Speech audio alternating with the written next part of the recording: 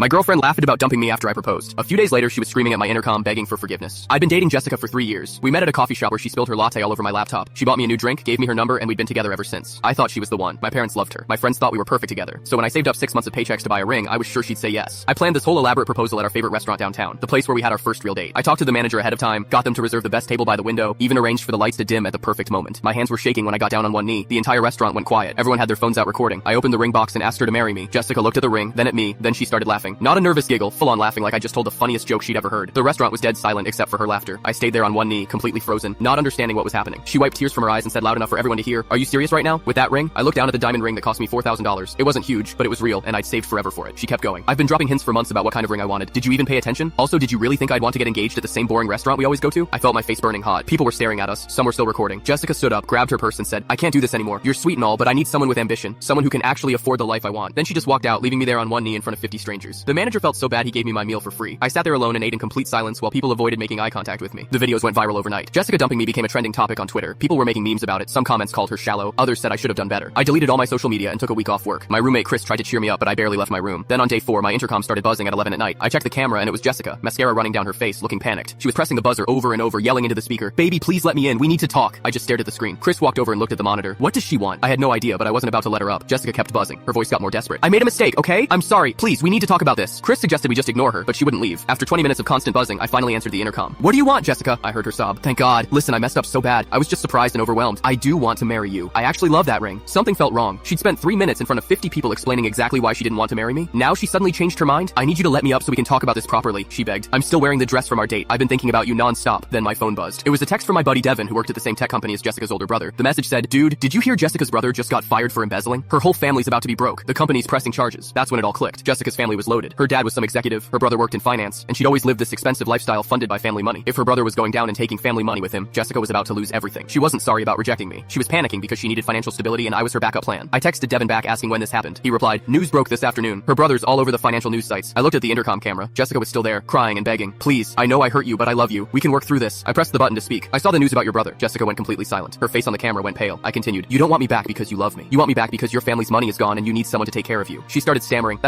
Yes, that happened, but it's not about that. Except it was totally about that. 3 days ago I wasn't good enough. My ring was an embarrassment. My proposal was boring. Now suddenly everything's perfect?" I told her through the intercom. "You made your choice in front of an entire restaurant. You don't get to take it back just because your situation changed." She started screaming. "You're really going to leave me out here after everything we had? What we had ended when you laughed in my face," I said, and I disconnected the intercom. Chris high-fived me. Jessica stayed outside for another hour, leaving voicemails that went from apologetic to angry to desperately sad. I blocked her number that night. My mom called the next day saying Jessica had contacted her on Facebook begging her to convince me to talk. I told my mom everything. She said, "Good riddance to that girl." 2 weeks later, I returned the ring and got most of my money back. Used it to book a trip to Hawaii instead. Best decision I ever made.